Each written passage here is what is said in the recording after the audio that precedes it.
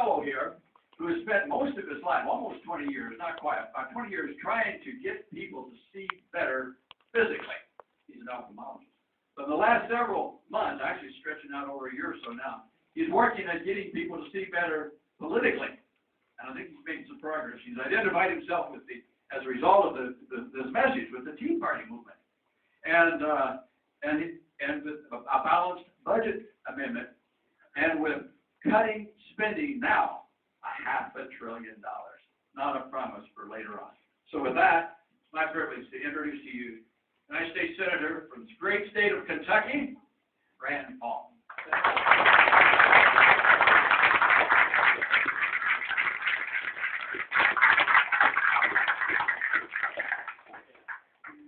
Thank you, and thank you for coming out today to support my father.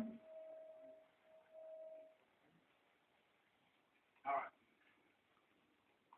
A couple weeks ago, I was in Paducah, Kentucky, which is way out in the western part of our state. And I was going through the buffet line, and there was a guy next to me, and he had 2 big plates of food. And he was heaping on a 3rd plate of food. The guy next to him said, "You're not going to live very long eating like that." He said, "Well, my granddad lived to be 105. He said, "Well, I bet your granddad didn't live to be 105 eating like that." He looked back at him and said, "No, he lived to be 105 by minding his own business."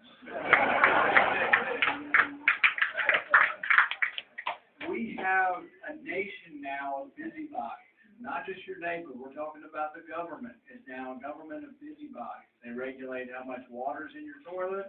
They regulate what kind of shower heads you can put in your shower. They regulate what kind of light bulb you can have. At every turn, they're regulating us. Now, they say it's because we can't take care of ourselves, but there's still quite a few of us in America that think that we can take care of ourselves without being told at every step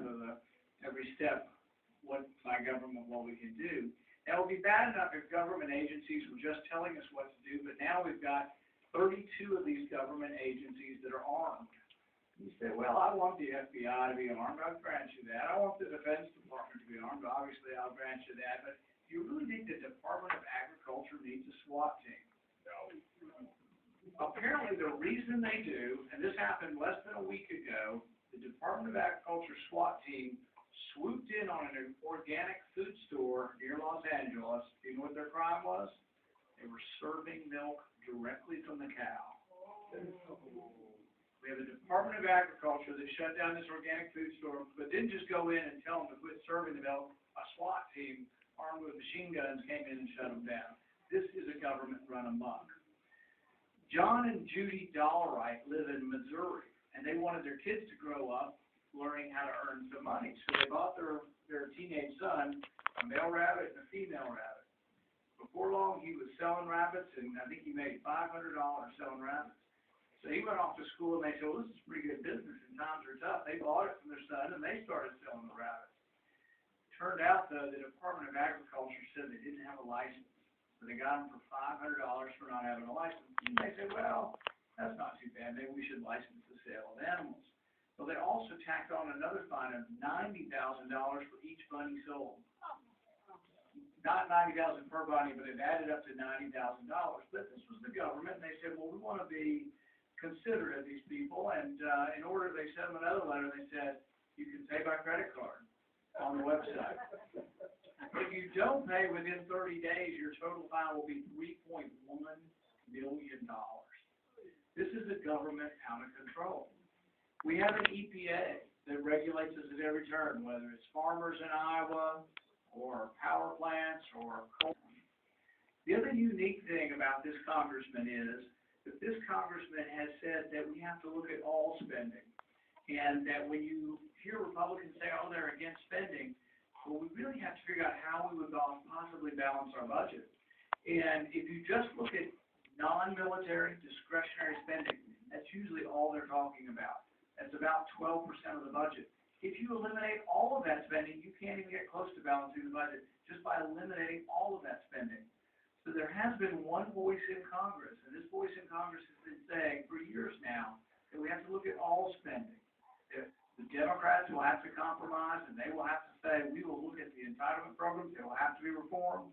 We will have to look at welfare, it will have to be reformed. But Republicans will have to look, and even though we acknowledge that defense is a priority, it's the number one thing we should be doing in Washington, we'll have to acknowledge that all military spending is not sacred, that all military spending is not being spent wisely, that we have a Pentagon that says they're too big to be audited. I mean, how can you have a government agency that says they're too big to be audited? But through all of this, there has been one voice of reason. This has been a voice of reason who has been defending the Constitution consistently. This has been a voice of reason, someone who has been saying, we have to do better. We have to do something. We can't spend money we don't have. This voice of reason has also been credited as being the intellectual godfather of the Tea Party movement. This voice of reason is my father, Ron Paul, who I'd like to introduce now.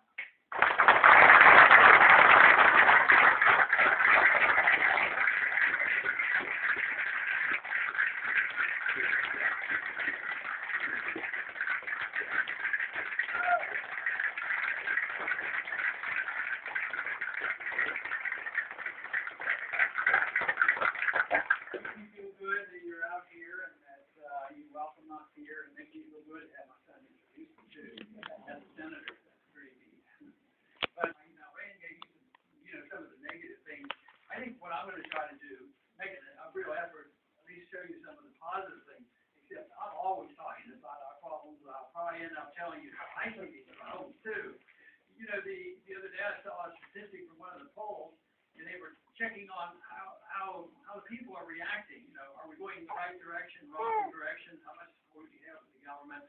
And there was a report that showed that the American people now only give 17% support for believing the federal government has the authority to do what they're doing, and that they're getting the consent from the people like they're supposed to. They're supposed to get 100% of what they do from the consent of the people through the Constitution. Only 17% believe the government's doing what they should be doing. And you think, well, that's very, very bad. Well, it's bad, but in a way it's good. People are waking up, and they know where the problem is. The problem is over there in Washington, D.C., and we need changes. We need a lot of help in the House of Representatives. Rand needs a lot more help in the Senate, and boy, we need a change in the White House as well. So this is what the answer has to be as long as we have the democratic process. The process is very messy at times, but any alternative hasn't worked out much better. But it is a real challenge, but we're still able to run. Individuals like ourselves can run and we can get elected. And so that should encourage us to know that you can tell the truth and the people will respond. When I first ran for office in the 1970s, I was pretty annoyed with the disintegration of a very, very weak gold standard back then. I was actually pretty convinced that I couldn't possibly, win a congressional seat because I was going to tell exactly what I believed, not have enough confidence to believe I could energize enough people in our congressional district to really vote for somebody that wasn't going to promise a free lunch. And to my surprise, the support was there. And I thought, well, I'm going to vote exactly as I said I was going to vote, and I'm not going to, be bending it. And it'll be a bigger challenge, and I can be elected, but maybe they didn't know exactly what I believed in. So I took these votes, and if you've been watching it to some degree, you realize that sometimes I had to vote all by myself quite a few times. And I thought, and other members of Congress always said, this will be very damaging. How can you get reelected? I tend to agree with what you're saying, and these things we shouldn't be doing, but they're so popular. But it turned out that, especially now, those votes turned out to be a very positive statement. And the people did reelect me. But right now, I'm seeing a burst of enthusiasm. Not only has it been, approved in a congressional district in Texas, but now, especially since the last presidential campaign, we got a lot of support in the last campaign. And I was impressed and pleased because for the first time in our history since we've had the Federal Reserve established in 1913, the Federal Reserve has actually become an issue. More so after the last campaign, especially once the financial bubble burst and people started to recognize how much the Federal Reserve is involved. Our first package was nearly $1 trillion out of the Congress, and yet the Federal Reserve has pumped in a lot more. Rand mentioned the number of banks, but the number that's really frightening is that the Fed has, generated and manipulated $15 trillion worth of credit into the system. And a third of it went to overseas banks. And they assume we don't have a right to know. But we do have a right to know. We have an obligation. We have an obligation to have only people in Washington that demand to know. How can they manipulate credit and bail out more people and spend more money than the entire Congress? If we don't get control of that, we can't get control of our lives or our government again. This is where we're making great progress. We're getting a lot of people interested in the monetary issue. I'm convinced that you cannot solve our problems without dealing with the monetary issues. It's interlinked with the deficits. Congress has had a free ride for these last 4 years because there are no restraints on the monetary authority. So Congress says, well, what do I need to do to get elected? They vote for whatever the people say they want. Subsidies here, some subsidies there, and militarism around the world. And they vote for it. Yeah, we'll tax, but we really don't like taxes. People think that, we don't like taxes. Well, we'll start borrowing. And we started borrowing and borrowed a lot. And then interest rates going up. But because the Fed was there, the Fed was the moral hazard. It was always available. And if you have too much debt, you can't finance. You don't want interest rates to go up because people see higher interest rates as negative. The Fed was there to print the money. And believe me, they have. Just in the collapse of the financial system 4 years ago, they tripled the monetary base. It was like $800 billion and 2.4 trillion now. And that is all a tax. It is not a direct tax, it's an indirect tax. Because what that does is devalues your money. When your money goes down in value, the prices have to go up. Now, if you look at history of money, you will find out that there's only been one accurate measurement of a currency. No matter what the politicians say, no matter what Bernanke says about gold, that gold is the best measurement of the value of a currency. Someday it may change, but it's been that way for thousands of years, and so far it's an economic law that has not been challenged, although that is what we have tried to do for the last 40 years. But the markets are more powerful than the central banks. Between 1945 and 1971, it was said that our dollar was as good as gold at $35 an ounce. But we kept printing money. And even then it was modest, but we were. And then the market overwhelmed, the Bretton Woods system broke down, and then gold exploded through the 70s, but then settled down again. But once again, we're back to printing money like crazy and not cutting all this talk that we've been making in Washington for the last several months about cutting here and there. They're all cuts in the proposed increases. If you say that the Democrats want to cut a little bit, they might say, well, we have a proposed increase of $7 trillion over the next 10 years. We'll compromise and we'll only increase the spending by $6 trillion. Then the Republican conservatives are going to say, no, we're going to slash it. And we're going to cut the increase to $5 trillion. See, there are no proposed cuts. And that is because there's always somebody there to print the money. So there definitely is a connection there. Now, Jefferson, in our very early history, was very much aware of central banking. He was much opposed to having a central bank, and it was a great danger. He also, by the way, was a strong supporter of a balanced budget amendment in the Constitution, but he didn't win his way. And so it's today that we have to deal with that.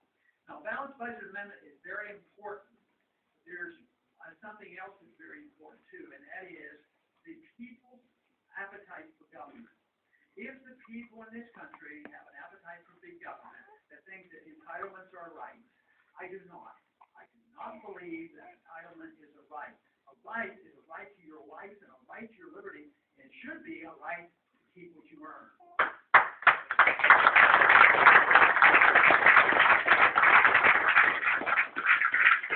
Today, people are getting angry, not only frequently in the United States, not so much here as overseas, but it's coming here.